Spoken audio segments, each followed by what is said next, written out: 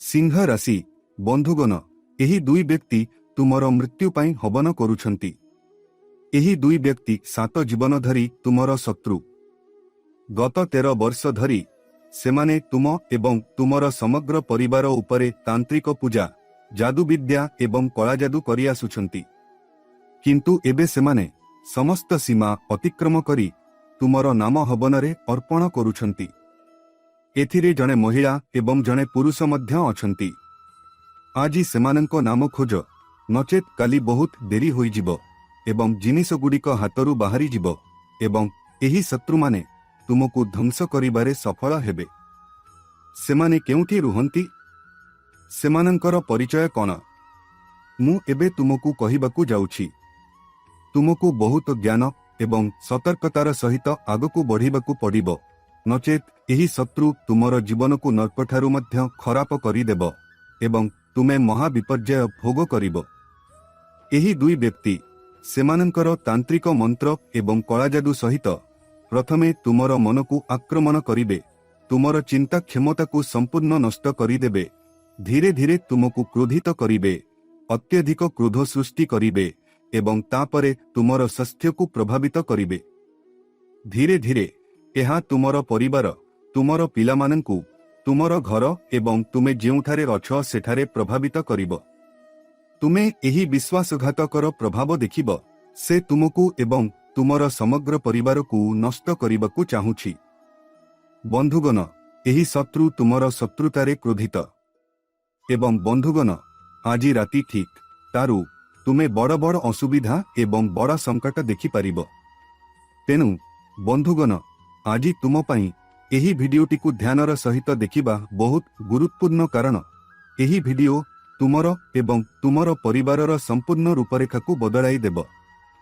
बंधुगण एही दुई शत्रु तुमर खुशी तुमर प्रगति एवं तुमर परिवारर शांति को नष्ट करिबा पाई संपूर्ण प्रस्तुति करि सारिछंती।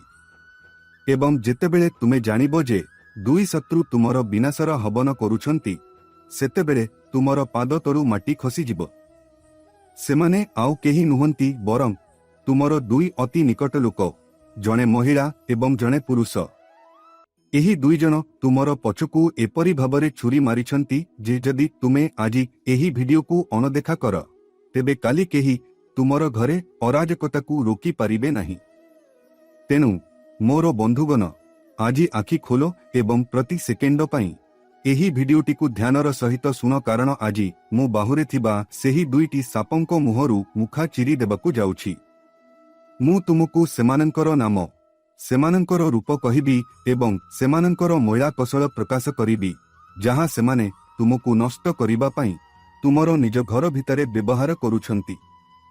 एहा सुनी तुमर पाद तलर माटी हली जाई पारे, तुमे कांदी मध्य पार। किंतु आजि तुमको एही तिक्त बटिका गिलिबाकू पड़िबो कारण जदि मु आजि चुप रहिबी तेबे तुमर जीवन एक कबरस्थान होई जिवो।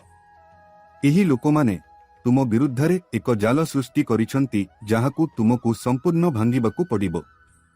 मु तुमको एही विश्वासघातक मानकर अंधकार सत्य प्रकाश करिबा एवं सेही भयंकर रीतिर प्रतिषेधक कहिबा पूर्वरु एही भिडियो को एबे पसंद करंतु एवं पूर्ण विश्वास एवं विश्वास सहित मंतव्य विभाग रे 3 थर हर हर महादेव किंबा जय बजरंग बली लिखंतु।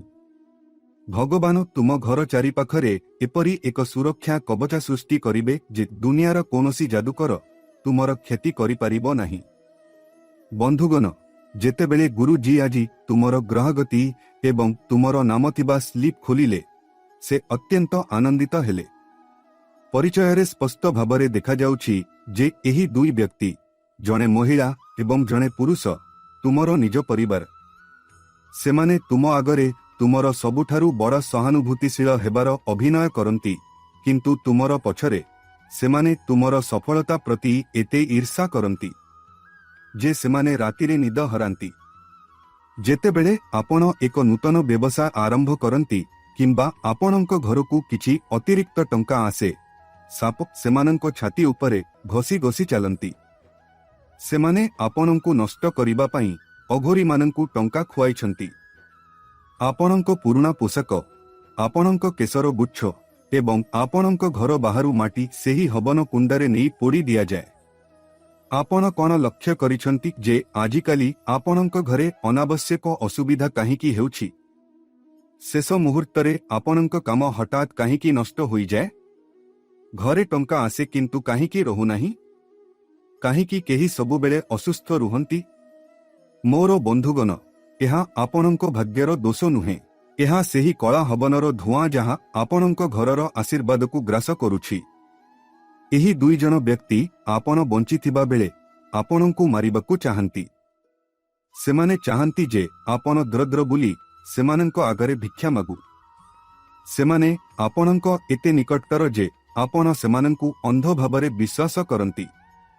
ଯେତେବେଳେ ଆପଣ ଦୁଃଖୀ ହୁଅନ୍ତି, ଆପଣ ସେମାନଙ୍କ ନିକଟରେ ଆପଣଙ୍କ ଦୁଃଖ କାନ୍ଦନ୍ତି। ସେମାନେ ଆପଣଙ୍କ ଲୁହ ପୋଛି ଭିତରେ ଖୁସି ହେବାର ଅଭିନୟ କରନ୍ତି। କିନ୍ତୁ ଏବେ ଯଥେଷ୍ଟ ହୋଇଗଲା। ଭଗବାନ ଆଜି ଆପଣଙ୍କୁ ମୁକ୍ତି ଦେଇଛନ୍ତି। ତୁମକୁ ଏକ ସଂକେତ ଦିଆଯାଇଛି ଯେ ଯେପର୍ଯ୍ୟନ୍ତ ଏହି ଦୁଇଟି ଗୀତ ତୁମ ଜୀବନରେ ରହିବ, ତୁମେ କେବେ ଆଗକୁ ବଢ଼ିପାରିବ ନାହିଁ। କିନ୍ତୁ ତୁମକୁ ଟିକିଏ ବି ଚିନ୍ତା କରିବା ଆବଶ୍ୟକ ନାହିଁ।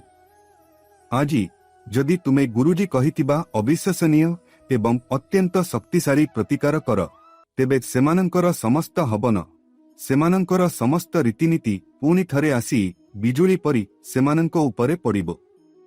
ଯେଉଁ ଗାତରେ ସେମାନେ ତୁମକୁ ଠେଲି ଦେବାକୁ ଚାହୁଁଛନ୍ତି, ସେହି ଗାତରେ ସେମାନେ ନିଜେ ସେମାନଙ୍କ ପରିବାର ସହିତ ପଡ଼ି ରକ୍ତ ଲୁହ କାନ୍ଦିବେ।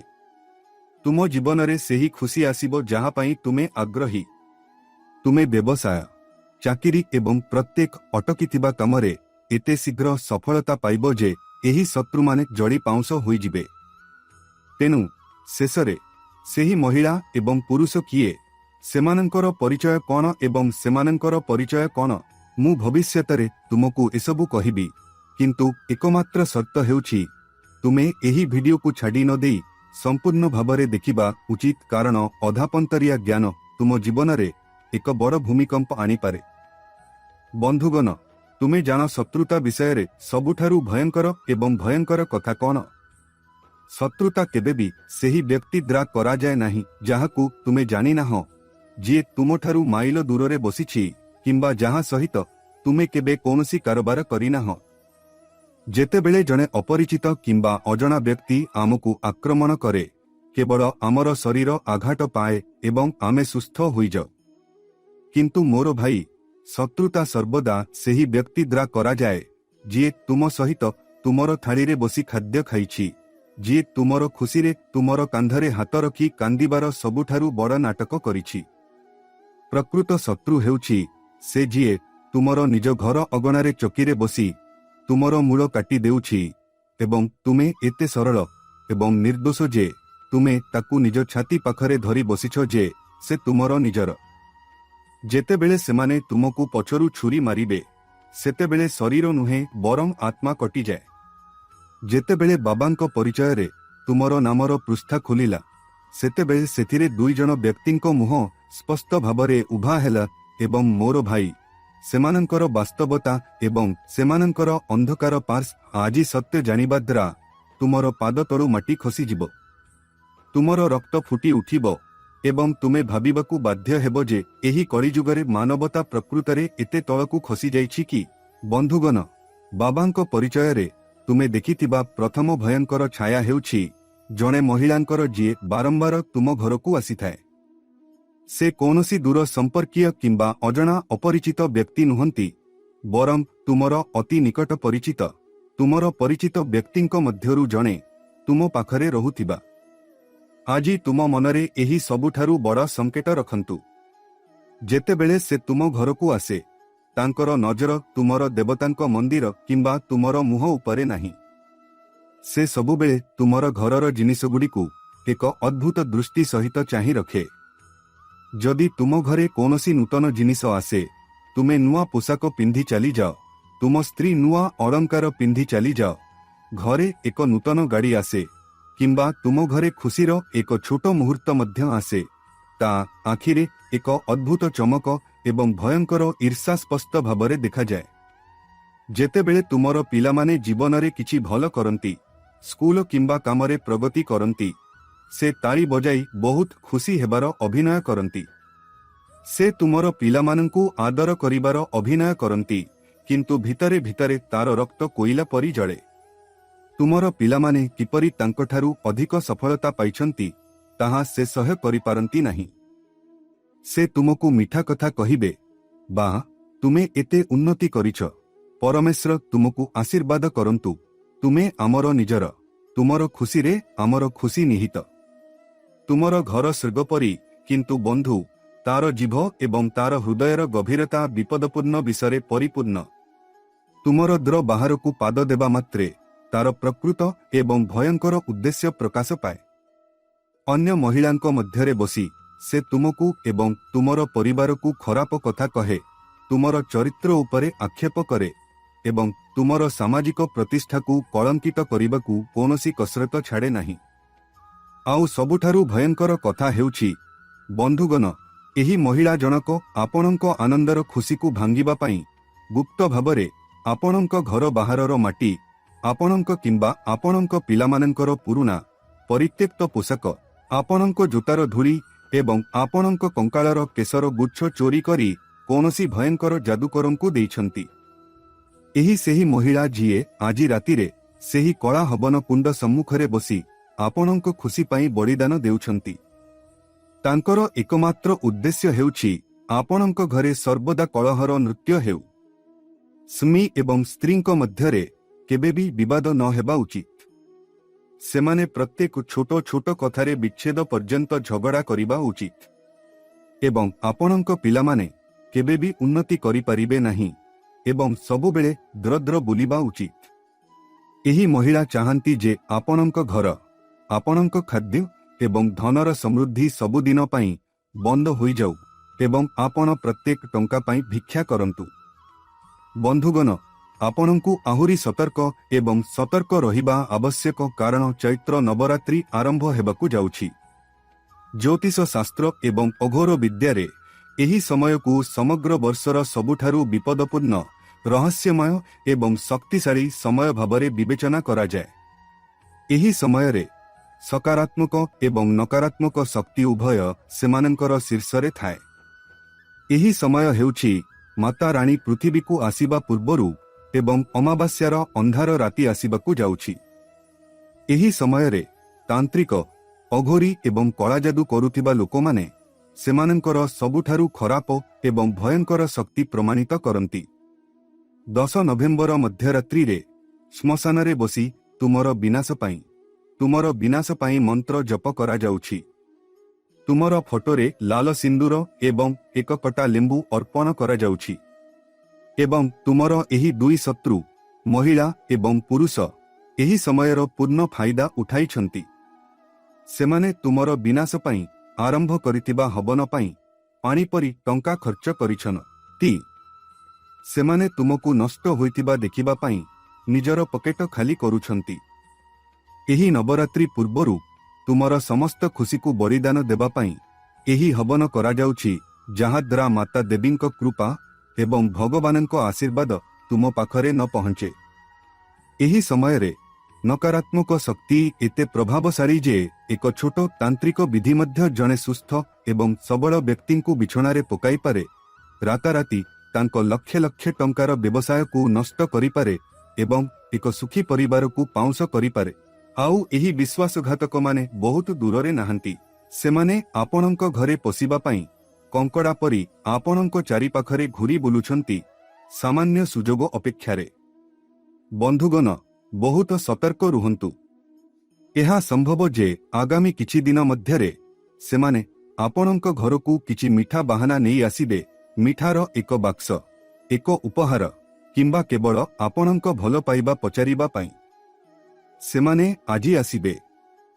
सेमाने आपणक सोफारे बहुत बंधुत्वपूर्ण भावरे बसिबे, आपणक सहित मिठा कथा हेबे, पानी मागिबे, आपण तैयारी करिथिबा चा पीबे एवं आपण दृष्टि पकाइबा मात्रे, परिश्रा करिबा मात्रे, जेतेबेले आपण रोषेई घरे पानी ग्लास रखिबाकु जिबे, सेमाने आपणक सोफा तळे एक कुशन पछरे किंबा आपणक घरर कोनोसी अंधार कोणरे कोनोसी भयंकर गुप्त जिनिस लुचाई रखिबे, जेपरी सिंदूर लेप लवंग ଶ୍ମଶାନ ପାଉଁଶ, ଏକ ମରିନ ନଖ, କଳା ହଳଦୀ, ଏକ ପେଚାପର କିମ୍ବା କଳା ସୂତାରେ ବନ୍ଧା ହୋଇଥିବା କିଛି ଭୟଙ୍କର ଜିନିଷ ଏବଂ ଆପଣ ଜାଣି ମଧ୍ୟ ପାରିବେ ନାହିଁ। ଆପଣ ଜଣେ ସରଳ ଏବଂ ପବିତ୍ର ହୃଦୟର ବ୍ୟକ୍ତି। ତୁମେ ଭାବିବ ଯେ ସେମାନେ ତୁମର ନିଜର, ସେମାନେ ତୁମକୁ ବହୁତ ପ୍ରେମ ସହିତ ଭେଟିବାକୁ ଆସିଛନ୍ତି ଏବଂ ସ୍ନେହ ପ୍ରଦର୍ଶନ କରୁଛନ୍ତି। କିନ୍ତୁ ପ୍ରକୃତରେ ସେମାନେ ତୁମ ଘରେ ମୃତ୍ୟୁ, ରୋଗ, ଦୁଃଖ ଏବଂ ବିନାଶର ବୀଜ ବୁଣିବେ ଏବଂ ତାପରେ ଚାଲିଯିବେ। ତେଣୁ ବନ୍ଧୁଗଣ, ଯଦି ଏପରି କୌଣସି ବ୍ୟକ୍ତି ଅଛି ଯାହା ଉପରେ ତୁମର ଟିକିଏ ବି ସନ୍ଦେହ ଅଛି କିମ୍ବା ଯିଏ ହଠାତ୍ ବହୁତ ମିଠା ହେବାକୁ ଆରମ୍ଭ କରିଛି, ଯିଏ ବର୍ଷ ବର୍ଷ ଧରି ଆସିନାହିଁ ଏବଂ ବର୍ତ୍ତମାନ ତୁମ ଘରକୁ ନିମନ୍ତ୍ରଣ ନ କରି ଆସୁଛି, ତେବେ ତୁମର ଆଖିକୁ ଗିଗନ ପରି ତୀକ୍ଷ୍ଣ ରଖ। ତାକୁ ଗୋଟିଏ ମୁହୂର୍ତ୍ତ ପାଇଁ ମଧ୍ୟ ଏକା ଛାଡ଼ ନାହିଁ। ତାକୁ ଘରର କୋଠରୀରେ, ବିଶେଷ କରି ତୁମର ଶୟନ କକ୍ଷ କିମ୍ବା ରୋଷେଇ ଘରେ ପ୍ରବେଶ କରିବାକୁ ଦିଅ ନାହିଁ। ଏବଂ ଯଦି ସେ କିଛି ଖାଇବା କିମ୍ବା ପିଇବା ପାଇଁ ଆଣେ, ତେବେ ଭୁଲରେ ମଧ୍ୟ ତୁମର ପିଲାମାନଙ୍କୁ ଦିଅ ନାହିଁ, କାରଣ ଏହି ସମୟରେ କରାଯାଉଥିବା ତାନ୍ତ୍ରିକ ରୀତିନୀତି ରକ୍ତରେ ମିଶିଯାଏ ଏବଂ ବହୁତ ଶୀଘ୍ର ପ୍ରଭାବ ପକାଇଥାଏ ଏବଂ ବ୍ୟକ୍ତିର ବୁଦ୍ଧିକୁ ସମ୍ପୂର୍ଣ୍ଣ ଭାବରେ କଳୁଷିତ କରିଦିଏ। କିନ୍ତୁ ବନ୍ଧୁଗଣ, ଏକ ତିକ୍ତ ସତ୍ୟ ଏହା ମଧ୍ୟ ଯେ ଶତ୍ରୁର ଏହି ଆକ୍ରମଣ ସେତେବେଳେ ସଫଳ ହୁଏ ଯେତେବେଳେ ନକାରାତ୍ମକ ଶକ୍ତି ତୁମର ନିଜ ଘର ଭିତରେ ବାସ କରେ। ଯେଉଁ ଘରେ ପୂର୍ବରୁ ପନତି କବାବ ଏବଂ ଦାରିଦ୍ର୍ୟର ଜିନିଷ ପଡ଼ି ରହିଛି, ସେଠାରେ ତାନ୍ତ୍ରିକ ରୀତିନୀତି ଏବଂ କଳାଜାଦୁ ବହୁତ ଶୀଘ୍ର କାମ କରେ। ମଇଳା ଏବଂ ଅଳିଆ ଏହି ଦୁଷ୍ଟ ଶକ୍ତିମାନଙ୍କର ଖାଦ୍ୟ। ଏହି କଳା ଶକ୍ତିଗୁଡ଼ିକ କେବଳ ସେହି ଘରେ ପ୍ରବେଶ କରନ୍ତି ଯାହାର ଦ୍ୱାର ଆପଣ ନିଜ ଭୁଲ ଯୋଗୁଁ ଖୋଲା ରଖିଛନ୍ତି। ତେଣୁ ନବରାତ୍ରି ଆରମ୍ଭ ହେବା ପୂର୍ବରୁ ଏବଂ ଏହି ତାନ୍ତ୍ରିକ ହବନର ପ୍ରଭାବକୁ ସବୁଦିନ ପାଇଁ ସମାପ୍ତ କରିବା ପାଇଁ ଆପଣଙ୍କୁ ଆଜି ହିଁ ଆପଣଙ୍କ ଘରୁ କିଛି ଜିନିଷ ବାହାର କରିଦେବା ଉଚିତ। ଯେଉଁ ଜିନିଷଗୁଡ଼ିକୁ ସବୁଦିନ ପାଇଁ ବାହାରକୁ ଫିଙ୍ଗି ଦେବା ଆବଶ୍ୟକ, ଯଦି ଏହି ଜିନିଷଗୁଡ଼ିକ ଆପଣଙ୍କ ଘରେ ରହିଥାଏ, ତେବେ ବୁଝିନିଅନ୍ତୁ ଯେ ଆପଣ ନିଜ ହାତରେ ଆପଣଙ୍କ ଶତ୍ରୁ ପାଇଁ ଆପଣଙ୍କ ଘରର ଦ୍ୱାର ଖୋଲି ଦେଇଛନ୍ତି ଏବଂ ତାପରେ କୌଣସି ସମାଧାନ କାମ କରିବ ନାହିଁ। ପ୍ରଥମ କଥା, ବନ୍ଦ ଘଣ୍ଟା ଏବଂ ନକଲି ମୁଦ୍ରା। ବନ୍ଧୁଗଣ, ବନ୍ଦ ଘଣ୍ଟା କେବଳ କାନ୍ଥରେ ଝୁଲୁଥିବା ଏକ ଯନ୍ତ୍ର ନୁହେଁ। ଏହା ଆପଣଙ୍କର ଅଟକି ଯାଇଥିବା ଭାଗ୍ୟ, ଆପଣଙ୍କର ଅଟକି ଯାଇଥିବା ପ୍ରଗତି ଏବଂ ଖରାପ ସମୟକୁ ଆକର୍ଷିତ କରେ। ଶତ୍ରୁ ଦ୍ୱାରା ପଠାଯାଇଥିବା ନକାରାତ୍ମକ ଶକ୍ତି ପ୍ରଥମେ ସେହି ବନ୍ଦ ଘଣ୍ଟା ଉପରେ ସ୍ଥିର ହୁଏ, କାରଣ ଯେଉଁଠାରେ ସମୟ ବନ୍ଦ ହୋଇଯାଏ, ସେଠାରେ ବିନାଶ ଆରମ୍ଭ ହୁଏ। ଏହାକୁ ତୁରନ୍ତ ବାହାର କରିଦିଅନ୍ତୁ କିମ୍ବା ଏହାକୁ ମରାମତି କରନ୍ତୁ। ଦ୍ୱିତୀୟ କଥା, ଭଙ୍ଗା କାଚ କିମ୍ବା ଫାଟିଯାଇଥିବା ଦର୍ପଣ। ଭଙ୍ଗା କାଚ କେବଳ ମୁହଁକୁ ନଷ୍ଟ କରେ ନାହିଁ, ବରଂ ଘରର ସମ୍ପର୍କକୁ ମଧ୍ୟ ନଷ୍ଟ କରେ। ଏହା ଘରେ ଭୟଙ୍କର ଯନ୍ତ୍ରଣା ଏବଂ ଦାରିଦ୍ର୍ୟ ଆଣେ। ତୃତୀୟ କଥା, ପୁରୁଣା ଚିରା ପୋଷାକ ଏବଂ ଜୋତା ଯାହା ଆପଣ ବର୍ଷ ବର୍ଷ ଧରି ପିନ୍ଧି ନାହାନ୍ତି, ଶେଷ କରି କଳା ପୋଷାକ ଯାହା ଆପଣ ବାକ୍ସରେ ରଖିଛନ୍ତି। ତୁମର ଝାଳରେ ରଙ୍ଗ ହୋଇଥିବା ଏହି ପୋଷାକଗୁଡ଼ିକ ନକାରାତ୍ମକ ଶକ୍ତିର ସବୁଠାରୁ ବଡ଼ ଆଧାର। ତାନ୍ତ୍ରିକମାନେ ଏହି ପୋଷାକଗୁଡ଼ିକ ଉପରେ ଧ୍ୟାନ କରନ୍ତି ଏବଂ ତୁମ ଉପରେ କଳା ଯାଦୁ କରନ୍ତି। ଚତୁର୍ଥ କଥା, ଘରର ମନ୍ଦିରରେ କିମ୍ବା ଭଗବାନଙ୍କ ଫଟୋରେ ରଖାଯାଇଥିବା ଅନେକ ଜିନିଷ। ଦିନସାରା ଶୁଖିଲା ଫୁଲ ଘରୁ ସମସ୍ତ ସକାରାତ୍ମକତାକୁ ଶୋଷିତ କରିଦିଏ ଏବଂ ଭଗବାନଙ୍କ ଆଶୀର୍ବାଦକୁ ଅବରୋଧ କରେ। ଯେତେବେଳେ ଫୁଲଗୁଡ଼ିକ ସତେଜ ଥାଏ, ସେମାନେ ସୁଗନ୍ଧ ଦିଅନ୍ତି, କିନ୍ତୁ ଯେତେବେଳେ ସେମାନେ ଶୁଖିଯାଆନ୍ତି, ସେମାନେ ଘରକୁ ନିରାଶାରେ ପୂର୍ଣ୍ଣ କରନ୍ତି। ପଞ୍ଚମ କଥା ହେଉଛି ଘରର ମୁଖ୍ୟଦ୍ୱାର କିମ୍ବା ଛାତରେ ଥିବା ଫାଟିଯାଇଥିବା, କଳଙ୍କି ଲାଗିଥିବା ଲୁହା କିମ୍ବା ଅଳିଆ। ଏହା ରାହୁର ପ୍ରତୀକ। ଯେପର୍ଯ୍ୟନ୍ତ ଏହି ଅଳିଆ ଆପଣଙ୍କ ଘରେ ରହିବ, ସେ ପର୍ଯ୍ୟନ୍ତ ଆପଣଙ୍କର ପ୍ରଗତି ସର୍ବଦା ଅଟକି ରହିବ। ଟଙ୍କା ପାଇବାର ସମସ୍ତ ରାସ୍ତା ବନ୍ଦ ରହିବ, ରୋଗ ଘରୁ ଛାଡ଼ିବ ନାହିଁ ଏବଂ ଆପଣଙ୍କ ଉପରେ ଶତ୍ରୁର ପ୍ରଭାବ ପ୍ରତ୍ୟେକ ଥର ଦ୍ୱିଗୁଣିତ ହେବ। ଆଜି କାହାକୁ ନ ପଚାରି ଏହି ଜିନିଷଗୁଡ଼ିକୁ ଘରୁ ବାହାର କରିଦିଅ। ଘରର ପ୍ରତ୍ୟେକ କୋଣରୁ ନାଗସାପ ସଫା କର, କାରଣ ନାଗସାପ ରାହୁ ଏବଂ କେତୁଙ୍କୁ ଶକ୍ତିଶାଳୀ କରେ ଏବଂ ତୁମ ଏବଂ ତୁମର ପିଲାମାନଙ୍କର ବୁଦ୍ଧିକୁ ସମ୍ପୂର୍ଣ୍ଣ ଭାବରେ ବାନ୍ଧିଦିଏ। ବନ୍ଧୁଗଣ, ମୁଁ ଜାଣେ ଆଜି ତୁମର ହୃଦୟ ନିଶ୍ଚୟ ରକ୍ତ ଲୁହ କାନ୍ଦୁଥିବ ଜାଣି ଯେ ତୁମର ନିଜ ଲୋକମାନେ ତୁମକୁ ଏତେ ବିଶ୍ୱାସଘାତ କରିଛନ୍ତି। ତୁମେ ରାତିରେ ନିଦ ହରାଇଛ। ତୁମେ ଭାବୁଛ ଯେ ଆମେ କେବେ କାହାର କ୍ଷତି କରିନାହୁଁ। ଯେତେବେଳେ ସେମାନଙ୍କୁ ଆମର ଆବଶ୍ୟକତା ଥିଲା, ଆମେ ସବୁବେଳେ ଆମ ନିଜ ଖାଦ୍ୟର ମୂଲ୍ୟ ଦେଇ ମଧ୍ୟ ସାହାଯ୍ୟ କରିଛୁ। ତେବେ ଭଗବାନ କାହିଁକି ଆମ ସହିତ ଏପରି ହେବାକୁ ଦେଉଛନ୍ତି ବନ୍ଧୁଗଣ? କାରଣ ତୁମେ ଏତେ ସରଳ। ହଁ, ଏହି କଳିଯୁଗରେ ପ୍ରଥମେ ଡାହାଣ ଗୋଡ଼ କାଟି ଦିଆଯାଏ। ଜଣେ ଯେତେ ବଙ୍କା ହୁଏ, ଦୁନିଆ ତାକୁ ସେତେ ଦମନ କରେ। ତୁମର ସତ୍ୟ, ତୁମର ସଚ୍ଚୋଟତା ଏବଂ ଦିନରାତି ତୁମର କଠିନ ପରିଶ୍ରମର ରୋଜଗାର ଦେଖି ସେମାନଙ୍କ ଆଖିରୁ ରକ୍ତ ବହିବାକୁ ଲାଗେ। କିନ୍ତୁ ଏବେ ତୁମକୁ ଏହି ଦେଶଦ୍ରୋହୀଙ୍କ ଆଗରେ କାନ୍ଦିବାକୁ କିମ୍ବା ଭିକ୍ଷା ମାଗିବାକୁ ପଡ଼ିବ ନାହିଁ। ଏବେ ତୁମର ପରିବାର ପାଇଁ ଠିଆ ହେବା ଏବଂ ନିଜକୁ ରକ୍ଷା କରିବାର ସମୟ ଆସିଛି। ଏବଂ ବନ୍ଧୁଗଣ, ଏବେ ଆସନ୍ତୁ ଆମେ ସେହି ଅନ୍ୟ ଦେଶଦ୍ରୋହୀଙ୍କ ଆଡ଼କୁ ଯିବା, ଯାହା ବିଷୟରେ ଜାଣି ତୁମେ ଆଶ୍ଚର୍ଯ୍ୟ ହେବ। ସେହି ବ୍ୟକ୍ତି ତୁମର ବ୍ୟବସାୟ, ତୁମର ଚାକିରି ଏବଂ ତୁମର ସମୃଦ୍ଧିର ସବୁଠାରୁ ବଡ଼ ଶତ୍ରୁ। ବନ୍ଧୁଗଣ, ସେହି ପରିଚୟରେ ଯେଉଁ ଦ୍ୱୟ ନାମ ବାହାରି ଆସିଛି, ତାହା ହେଉଛି ଏପରି ଜଣେ ବ୍ୟକ୍ତି ଯାହାକୁ ତୁମେ ନିଜର ବହୁତ ଶୁଭେଚ୍ଛୁ, ତୁମର ମାର୍ଗଦର୍ଶକ ବୋଲି ଭାବୁଛ ଏବଂ ତୁମେ ତାକୁ ନିଜର ଭାଇ ବୋଲି ଭାବୁଛ। ଏହି ବ୍ୟକ୍ତିଙ୍କୁ ତୁମେ ପ୍ରାୟତଃ କୌଣସି ନୂତନ ପ୍ରୟାସ ଆରମ୍ଭ କରିବା ପୂର୍ବରୁ ପରାମର୍ଶ ଲୋଡୁଛ, ଯାହାଙ୍କୁ ତୁମେ ତୁମର ଭବିଷ୍ୟତ ଯୋଜନା ବିଷୟରେ କହିଥିଲ। ହୁଏତ ଭାବନା ଏବଂ ଆନନ୍ଦରେ ବୁଡ଼ି ତୁମେ ଚାପି କିମ୍ବା ଏକାଠି ବସି ତୁମର ଜୀବନର ସମସ୍ତ ଗୁପ୍ତ କଥା ତାଙ୍କ ନିକଟରେ ପ୍ରକାଶ କରିଛ। ତୁମର ଆନନ୍ଦ ବାଣ୍ଟିବା ପାଇଁ ତୁମେ କହିଥାଇପାର, ମୁଁ ଏକ ନୂତନ ଗଛ ଲଗାଇବି, ମୁଁ ଏକ ଜମି କିଣିବି, କିମ୍ବା ମୁଁ ମୋର ବ୍ୟବସାୟ ବିସ୍ତାର କରିବାକୁ ଚିନ୍ତା କରୁଛି, କିମ୍ବା ମୁଁ ମୋର ପିଲାମାନଙ୍କୁ ଭଲ କୌଣସି ସ୍ଥାନରେ ଭର୍ତ୍ତି କରିବାକୁ ଯାଉଛି। ମୋର ଭାଇ, ଏହା ତୁମର ସବୁଠାରୁ ବଡ଼ ଏବଂ ସବୁଠାରୁ ବିନାଶକାରୀ ଭୁଲ ପ୍ରମାଣିତ ହେଲା। ଏହି ବ୍ୟକ୍ତି ତୁମର ସମସ୍ତ ଗୁପ୍ତ କଥା ଶୁଣିବା ପରେ ତୁମର ସ୍ୱପ୍ନକୁ ଚୂର୍ଣ୍ଣ କରିବା ପାଇଁ ତୁମର ବ୍ୟବସାୟରେ ଏପରି ଏକ ବିନାଶକାରୀ ଏବଂ ଅନ୍ଧକାର ରୀତି କରିଛନ୍ତି ଯେ ତୁମେ ଆଉ କିଛି କରିପାରିବ ନାହିଁ। ତୁମେ ହୁଏତ ଲକ୍ଷ୍ୟ କରିଥିବ ଯେ ତୁମର ଥରେ ସମୃଦ୍ଧ ବ୍ୟବସାୟ ହଠାତ୍ ବନ୍ଦ ହୋଇଯାଇଛି। ଯେଉଁ ଗ୍ରାହକମାନେ ତୁମ ପାଖକୁ ଆସୁଥିଲେ, ସେମାନେ ହଠାତ୍ ଆସିବା ବନ୍ଦ କରିଦେଇଛନ୍ତି। ତୁମେ ବିନା କାରଣରେ କାମରେ ସମସ୍ୟାର ସମ୍ମୁଖୀନ ହେଉଛ। ତୁମର ବସ କିମ୍ବା ସହକର୍ମୀଙ୍କ ସହିତ ତୁମର ଅନାବଶ୍ୟକ ଦ୍ୱନ୍ଦ୍ୱ ହେଉଛି। ଏହା ଅନୁଭବ ହେଉଛି ଯେପରି ସମସ୍ତେ ତୁମ ବିରୁଦ୍ଧରେ ହୋଇଗଲେ। କେହି ତୁମର କଥା ଶୁଣିବାକୁ ଚାହୁଁନାହାନ୍ତି। ଟଙ୍କା ତୁମ ପାଖକୁ ଆସେ ନାହିଁ। ଏହା ଅଛି, କିନ୍ତୁ ପାଣି ପରି ବହିଯାଏ। ଏହା ସ୍ଥାୟୀ ହୁଏ ନାହିଁ। ଗତକାଲି ପର୍ଯ୍ୟନ୍ତ ଘର ତିଆରି କରିବା ପାଇଁ ଯେଉଁ ଟଙ୍କା ବ୍ୟବହୃତ ହେଉଥିଲା, ତାହା ହଠାତ୍ ରୋଗ, ହସ୍ପିଟାଲ ବିଲ୍, ଦୁର୍ଘଟଣା ଏବଂ କୋର୍ଟ ପରିଦର୍ଶନରେ ଖର୍ଚ୍ଚ ହେଉଛି। ଏହା ଭାଗ୍ୟର ଆଘାତ ନୁହେଁ ଭାଇ। ଏହି ସବୁ ଏହି ଲୋକ କରୁଛି। ପୃଷ୍ଠରେ ସେ ତୁମର ବନ୍ଧୁ କିମ୍ବା ନିକଟତମ ବନ୍ଧୁ ହେବାର ଏକ ବଡ଼ ପ୍ରଦର୍ଶନ କରେ। ଆବଶ୍ୟକ ହେଲେ ସେ ତୁମକୁ 150 ଥର ସାହାଯ୍ୟ ମଧ୍ୟ କରିବ, ଯାହାଦ୍ୱାରା ତୁମେ ତାଙ୍କ ନିକଟରେ ଋଣୀ ରହିବ ଏବଂ ତୁମର ସାରା ଜୀବନ ତାଙ୍କ ସେବା କରିବ। କିନ୍ତୁ ଗଭୀର ଭାବରେ ସେ ଚାହେଁ ଯେ ତୁମେ ସର୍ବଦା ତାଙ୍କ ଉପରେ ନିର୍ଭରଶୀଳ ରୁହ।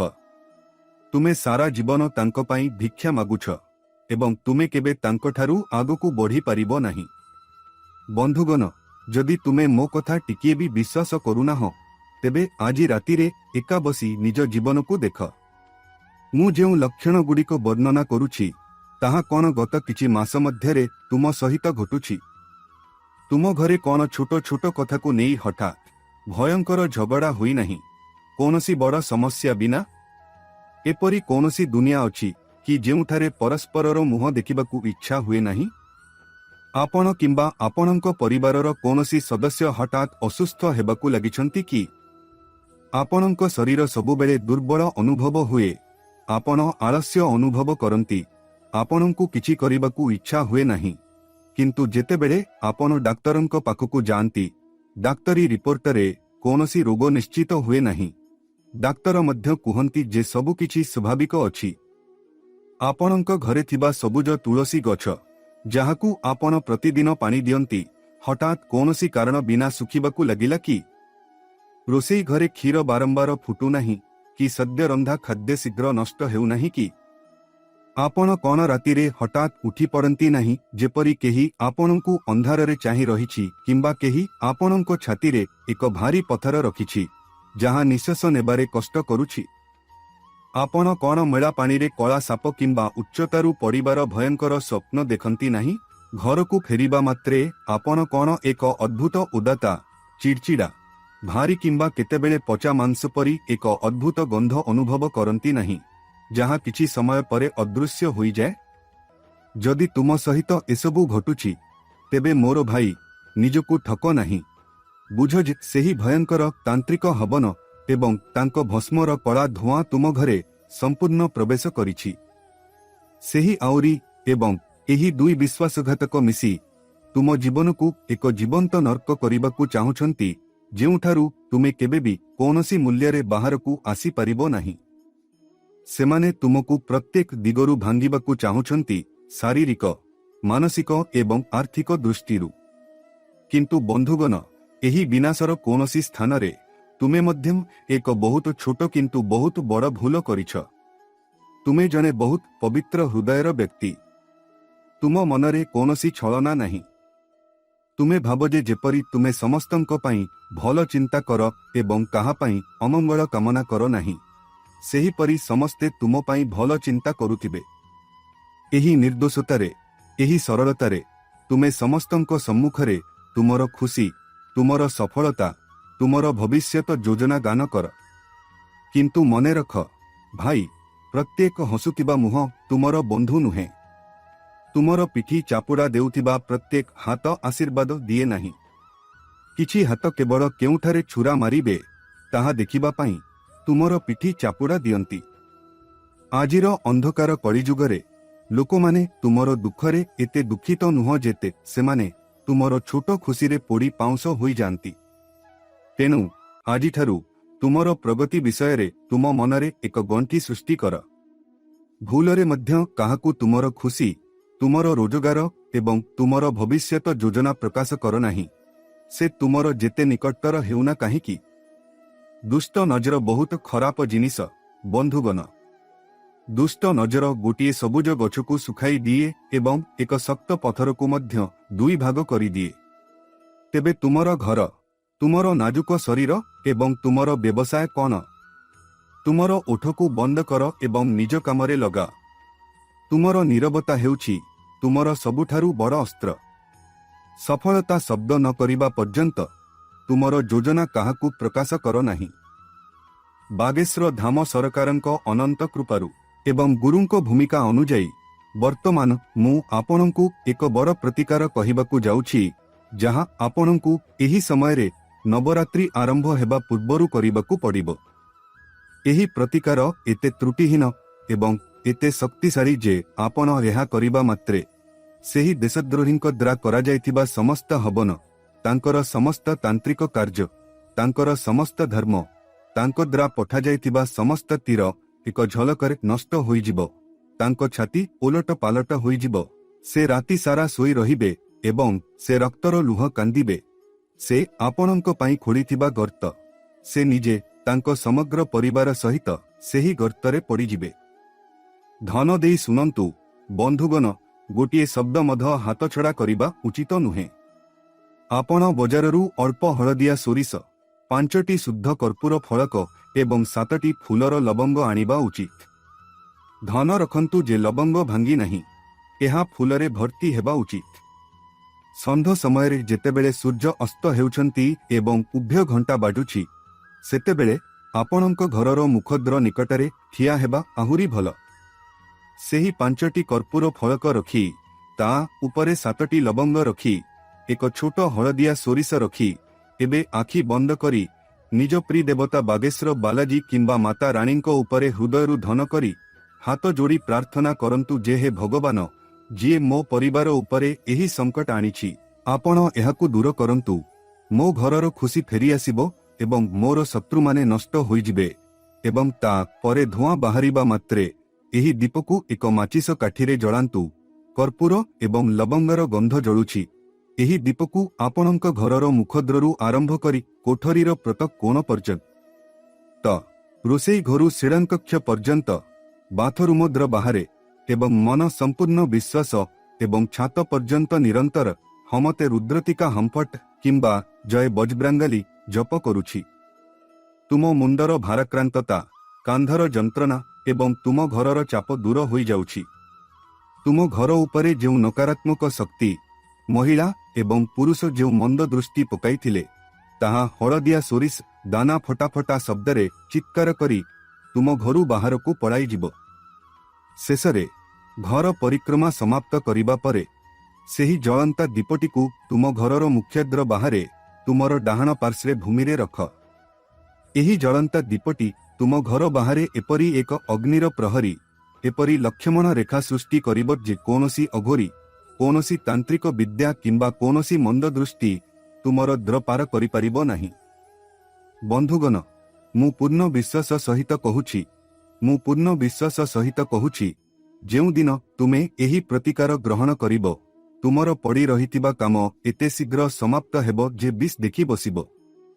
ବର୍ଷ ବର୍ଷ ଧରି ପଡ଼ି ରହିଥିବା କାମ ମୁହୂର୍ତ୍ତକରେ ସମାଧାନ ହୋଇଯିବ।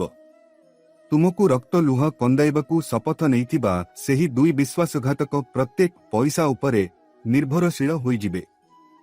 ତୁମ ଜୀବନରେ ଟଙ୍କା, ପ୍ରତିଷ୍ଠା, ସମାଜରେ ସମ୍ମାନ, ଯେଉଁ ଖୁସି ଆସିବା ବନ୍ଦ ହୋଇଯାଇଥିଲା, ତାହା ମସିହାର ଏହି ଚୈତ୍ରରେ ଫେରି ଆସିବ। ନବରାତ୍ରି ପରେ ଲକ୍ଷ୍ମୀ ଛାତ ଫାଡ଼ି ତୁମ ଘରକୁ ଆସିବେ। ସେ ନିଜେ ତୁମ ଘରକୁ ପଥ ଖୋଜି ଆସିବେ। ସେଥିପାଇଁ ତୁମ ମନରୁ ସମସ୍ତ ଭୟ ଦୂର କର ଏବଂ ଭଗବାନଙ୍କ ଉପରେ ପୂର୍ଣ୍ଣ ବିଶ୍ୱାସ ରଖ। ହାର ମାନ ନାହିଁ, କାରଣ ଭଗବାନ ତାଙ୍କ ପ୍ରକୃତ ଭକ୍ତମାନଙ୍କର କୌଣସି କ୍ଷତି କରିବାକୁ ଦିଅନ୍ତି ନାହିଁ। ଯଦି ତୁମେ ମଧ୍ୟ ତୁମ ହୃଦୟରେ ଅନୁଭବ କରୁଛ ଯେ ହଁ, ଏସବୁ ମୋ ସହିତ ଘଟିଛି, ମୋ ଘରେ ଅସୁବିଧା ହେଉଛି, ମୋର କାମ ଖରାପ, ତେବେ ଏହି ଯନ୍ତ୍ରଣାକୁ ନିଜ ଭିତରେ ଚାପି ଦିଅ ନାହିଁ।